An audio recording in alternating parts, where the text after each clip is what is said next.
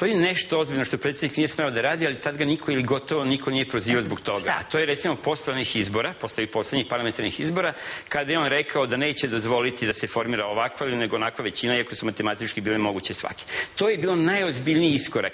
I ako bismo govorili sa ili bez navodnika o nekom diktatorskom gestu, onda je to bilo. Zbog toga ga nisu prozivali. Naprotiv, to je onda tada pohvaljeno kao odlučnost politička. Iako je ta izjava bila, posle su to peglali njegovi saradnici, pa kao nije baš tako mislio, rekao je svim demokratskim sredstvima će sprečiti formiranje drugačije većine. To je bio ozbiljan incident. Ovo drugo je meni smešno. I ja bih više rekao da je to posljedica jedne tendencije koju neki centri, politički, medijski, kako hoćete, ovdje u zemlji, možda i negde napolju, pokušavaju sada da ga...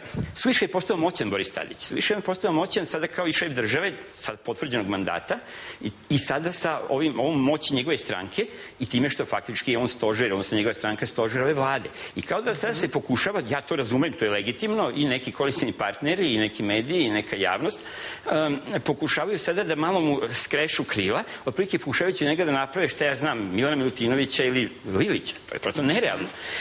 Mislim da su više oni time pokazuju da su nezadovoljni potezima, politikom koju on vodi, na primjer ovim gasnim sporazumom koji je sklopio sa Rusima, koji je izgurao, nego to što im smeta njegovo prekoračenje, a pazite, prekoračenje ima. Mislim da je on jednim delom odgovoran za to sam, znači jednim delom je odgovoran Ustav. Ta anomalija u našem sistemu, morate razumeti, mi imamo parlamentarni, razumeće to kolege.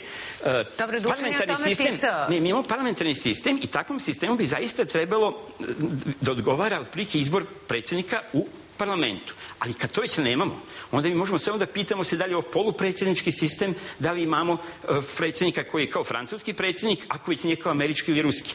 A nikada ga nismo imali sa mnogo manje vlasti nego što imaju realno francuski ili ruski ili američki predsjednik, bez obzira što bi njegova stvarno ustavna ovlašćenja su znatno manja, ali tako je bilo i pod Miloševićem, tako je bilo dakle i ranije. Znači ja bih rekao da je ovdje više jedno nezadovoljstvo politikom koju on vodi, a ne time što on, Bože moj, se meša u politiku. Pa ko će drugi da se meša? Možda samo što da kažem, njegova odgovornost u svemu tome. Mislim da bi pritisak na njega bio manji da je recimo druga ličnost premijer.